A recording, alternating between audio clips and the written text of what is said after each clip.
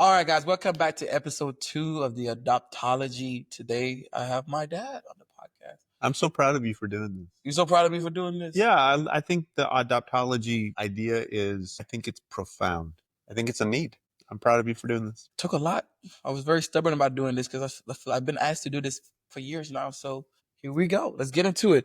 This is my dad. This is my adopted dad. I brought him on this podcast just to show you the perspective of having an adopted dad and just to hear his story and his view on adoption as it is. Because at first I had my mom. Now you see her point of view. Now you're going to have my dad. You're going to be the rotating host for this show. So this is just introduction to him and to hear his viewpoints on adoption. And just, this is not to educate or to inform, but just to shed a light, just tell you experiences, and just so you can just be aware of what's going on in the adoption world. And I haven't listened to her episode yet, so I have no idea. Yeah, this was back to back. He just pulled up what answer she gave you on hers. Okay, acknowledging that this is a different kind of communication, but also okay, perfect. All right, let's go into our first segment, becoming a dad, the adoption journey. How I'm gonna ask you a few questions, and then you're gonna ask them back to me if you want, if you like it. But this is one mostly for you. This segment is for you. Okay. How adoption first entered in the picture for you? How did it first enter in the picture for you? Well, that's a crazy story because I never thought adoption would be part of my story ever. When we were doing work with the orphanage in Haiti, my whole job at that time was just to take teams of people down and to do construction work and to do ministry work. We would preach and we would teach, and then we would construct the whole time we were there. And so there were several of our friends who were going through the adoption process, but your mother and I didn't feel like that's what we were called to do or wanted to do or was ever going to be a part of. And then we met you. And then our hearts changed. Our lives changed after that. I do have that effect on people, It happens. But Lord have mercy. We need to stay humble. Keep him humble in this process. And nonchalant. But so what did it mean to you to become a father in that way? It was scary in some aspects. Yeah. Having been theologically trained through seminary and going through preaching and teaching classes, but also studying every book of the Bible as thoroughly as I did, I had an understanding of adoption from a spiritual perspective. We're adopted as part of the body of Christ, right? We're adopted as children of God. And so I had a spiritual understanding of adoption, but a physical understanding I didn't have. What fear I had was that I didn't know whether I'd be able to love an adopted child as much as I love a natural born child. And I was really afraid of that in the beginning. But somewhere along the way, that just happened. It just happens that in the process and in the work and in the growth of our relationship, I tell you this all the time, I often forget that you're even adopted. I just think of you as always having been a part of the family. I forget you're adopted most times. And that love that's in me for you is just as vast, is just as deep, is just as great as the love that I have for our natural born children, that there really is no difference. I mean, when you read the will that your mother and I have put together, you are listed as one of the children, just as though you're natural born. You carry our last name, just like our natural born children do. We have worked to make sure that you keep your culture and your understanding of the Haitian culture and your blackness, even though we're white, having to figure out how to navigate all of that. But sometimes I just forget that we're different races and the fun fact, we come from different places. You are, what's your ethnicity? I am Native American, Chickasaw. I'm Japanese, and I'm German. It's just a whole lot. Good thing we have a whole season to get to, so that will all come out. But a following question to that is what surprised you the most about fathering an adopted kid? Yeah, I think one of the things that is difficult, and I think this is difficult for a lot of families, is you have a history. You didn't come home till you were 10. So there were 10 years there of education, parenting education that you did not receive like our natural born children did receive. I mean, when they were born into our family, they know. I mean, we trained them from the very beginning. We didn't train you from the very beginning. We only knew you from starting, 6 years old, but we weren't in your day-to-day life until you came home at 10. And so there's some pre-learning there and pre-growth that we didn't get to experience together. And I think that goes both ways. You were still learning our parenting style when you came at 10. You were still learning what it means to be part of our family at 10, just like we were learning how to make sure that you felt completely part of our family when you came as well. So I think that was probably one of the most difficult aspects. But I also think if a family doesn't do that well, then that sets them up for further heartache later on down the road.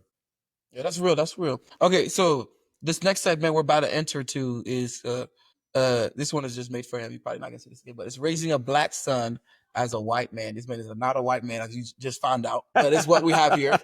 We're gonna get real here. You answer however you want to. The first one is, when did it hit that parenting Wilson would be different? Parenting it would be different. Are you talking about race wise? Yes. Yeah. Raising a black son. Yeah. So I think it hit very early on because we needed to get you a haircut. And I realized that you couldn't just go to the places that we go to. You have different type of hair. Yeah. It was your hair that really made a difference to me because I didn't know how to take care of your hair. Yeah. So I had to find a place in the city that did black people's hair, Black barbershop. a black barbershop. And I walked in, I learned a lot about culture from the black barbershop. But we were sitting there and there was a barber giving you a haircut, and this black grandmother was sitting next to me. And she said, "Why you let him out of the house looking so ashy?" I remember that.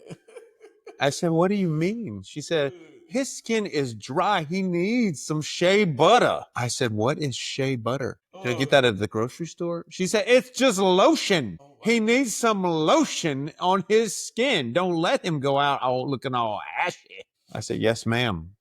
And right after your haircut, what did we do? We got the shit. But fun fact, I had that bottle for like 5 years. I bought you that. I didn't know how much you needed. Like the big old. Did you have to cover your whole body with it? You know, I and did. so I have those. For now, I've been buying myself them. I've had that same. I have But like you know, the same brand you bought. Yeah. Forever. I still have that. It was like there. Neutrogena or something, or I Jergens. gotta look at it, but I had that too. But yeah, I remember that, and I said, "Oh, okay, you got me lotion." I'm like, okay, But because I didn't wear lotion back in Haiti. Well, no, I remember all the Yeah. kids looking ashy. I just thought they were dirty from playing on the Yeah, ground. because we were all playing like that all of that, but there was lotion. Like we were always kids. applied, but we were kids. We were always running around. You didn't care about it. We when you didn't were care about kids. none of that.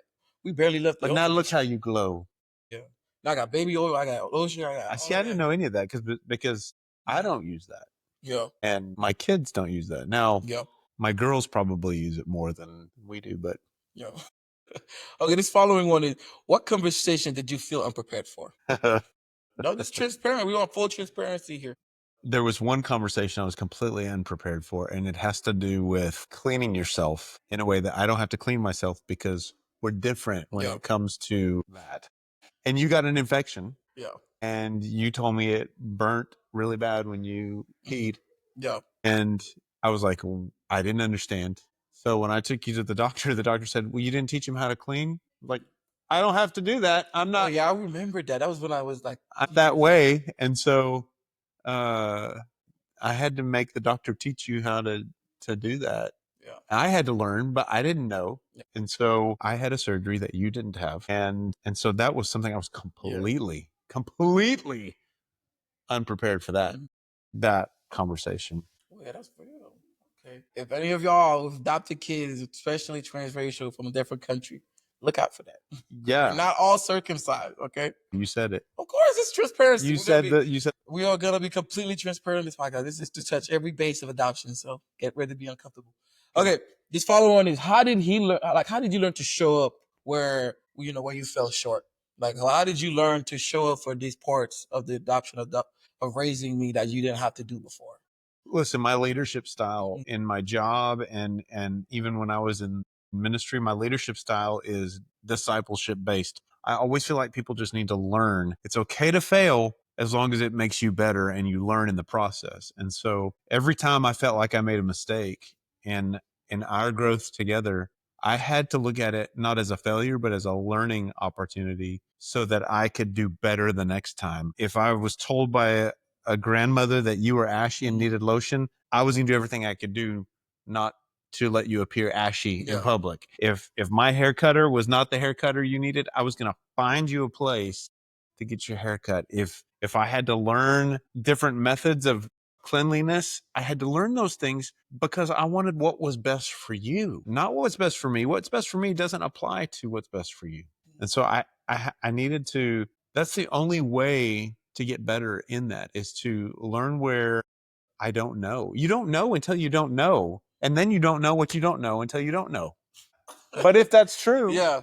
then you Makes got to sense. learn and That's you true. got to know. Yeah, that's being attentive and to just being open minded to whatever information that comes in that you don't know. You got to be ready to receive. I also needed to learn also how to communicate with you things that I didn't know. For instance, I would sense when we would go out shopping or if we go to a place, I would sense the eye of, I don't know, the eye of well, people would just look at us differently, right?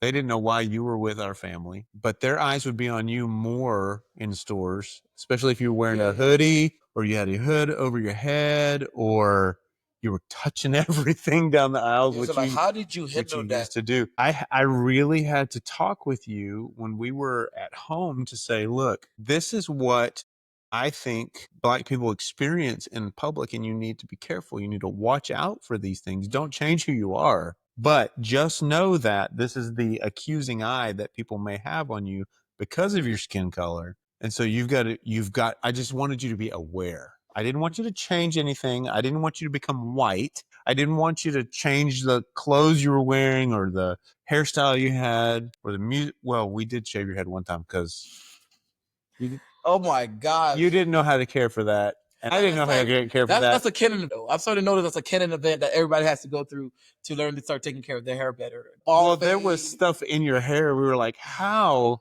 do you have sticker burrs in your hair? How do you have? And so we had to get all that out so that you could learn how to take care of your hair. But we had to take you places to train.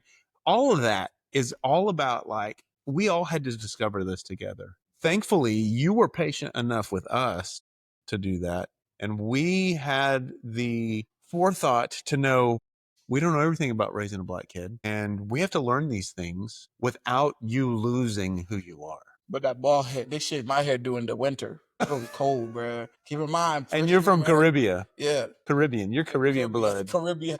You got Caribbean blood. The Caribbean blood. Coldness gets into Cold your air. bones. Oh, I had goosebumps on my head. Okay. This next segment is called Manhood Edition. I mean, Manhood Emotion and Adoption. Yeah. And we're just going to dive even deeper if we haven't dived deep enough. But the first one is, how did being a father in adopting shape and how you think emotion, toughness, and love? Like, how did that shift and how you think emotionally, toughness, and love? How did you go about doing all of that? I think the easiest way to explain that is just learn by failure. Just kind of what I said before, but I learned that yelling and slamming my fist down and, that just doesn't work for every child. It definitely didn't work for you. You and even some of my natural born children, it causes them to shut down, isolate, and it breaks the line of communication. When I noticed that, I realized I've got to change how I communicate with my kids and you as a part of that because it broke lines of communication. So that was a shift I had to make. But you know what? It was a good shift because it even helped in my marriage. It helped in my fatherhood as a parent. And then in my leadership in my job, I'm not a yeller when it comes to those things. And so I used to be. I used to get angry very, very quickly and lose my temper. But I learned that it does not help in communication. In fact, it breaks down communication terribly. And that was an emotional change for me. I noticed the shift too. I noticed the shift and the change. I'm like, okay, I could talk to him now. I noticed that shift because like a lot of the anger was being passed on to me. I never admitted, but like a lot of it was just, I'm like, is this how I should behave? Because I was very prone to how things, work here in America because It was new to you it was too. new to me. So I had to learn. So when he started shifting over, I started shifting and I got way better. I've been way calmer for the past like 6-7 years. I've been really calm. Now there's one person particularly that tests is my patience, but we're not gonna talk about him on this podcast. But yeah, I did notice the shift because it did affect everything. And it did, like, everybody's a lot calmer. It's like when one person decides to lock in and just like do things right, it just shifts the thing. This is why I really wanted him to have this one podcast by himself because the father leads, and then everything he does, it reflects in the whole family. So how he behaves is how the whole family behaves. So that was actually very not like very awesome that you mentioned that and talked about that. I think you're right. It's fundamental in our relationship today. Yeah. Yeah, it's very solid. We locked in. We locked in. Okay, this one is the following: is how does strength? How do you define strength as a dad now? Going through all of this, what is your strength? My strength for me first comes with my faith. My faith is the root of my strength. But what keeps me grounded, what keeps my integrity, what keeps my honesty is thinking that I could lose you, I could lose my family in one stupid decision. And I don't want to lose my wife. I don't want to lose my kids in any stupid decision I make. And so I always think back in any temptation or in any opportunity, I think, how does this reflect on my ability to be a part of this family, because I don't want to lose my family. I don't want to lose my kids. I don't want to lose my wife. I can lose my job. That's not what my foundation is. If I lose my job, then I lose the ability to take care of my family, and I'm going to have to figure out a way to do that. But what I don't want to lose is my family.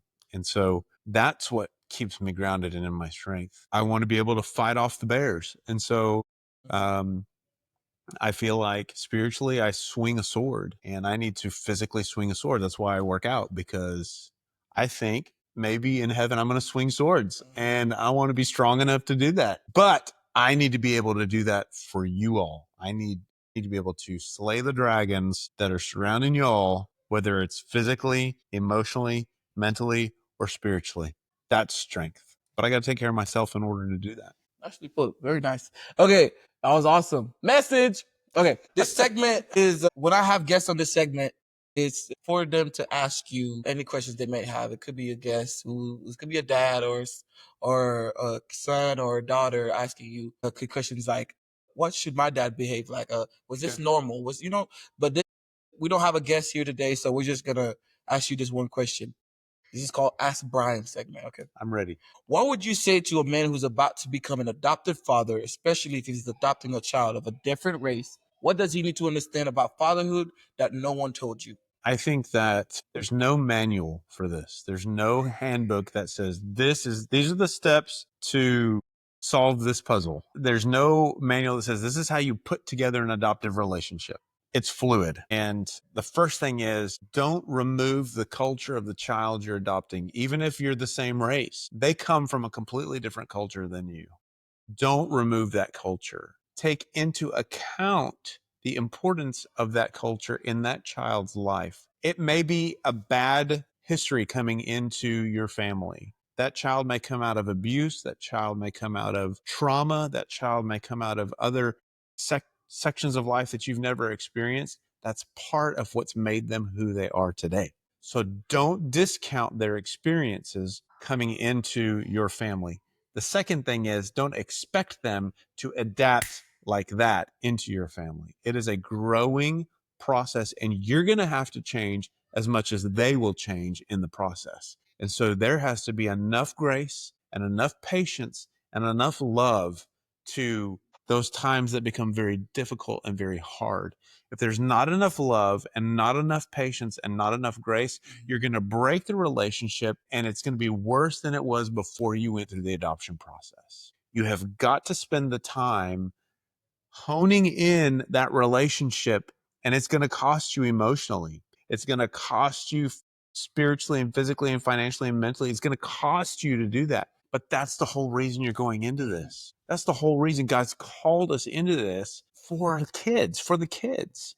And kids should be worth every amount of cost, whatever it is, because Jesus said, let the little children come unto me. And so whatever that takes, that's what you got to do. It's not easy. It's hard work, and you're exhausted, but you have to be consistent, just like in anything else in life, whether you're training for a race, whether you're lifting weights, whether you're exercising, whether you're eating right, whatever it is, it's consistency. And if you are not consistent in that process, you're going to set both of you up for failure. And that's a risk of losing a relationship that you don't want to risk. That's real. I'm gonna let y'all sit there for a minute. Actually, pause the video and then sit there and think about all of that, and then we're gonna wrap up. Okay, but I want to say thank you so much for coming in the podcast today. Obviously, Thanks you for will the be invite. returning. You will be returning because I do want you and mom to host this by yourself at some point. 'Cause I just want to set it up and just let y'all flow. Thank you so much for watching. Next episode, we will be start inviting families we know that are in this that have adopted kids and just to tell their story and stuff. I'm excited to hear the stories of the people. Too, yeah. Yeah. So tune in. Thank you so much for watching. Share this story.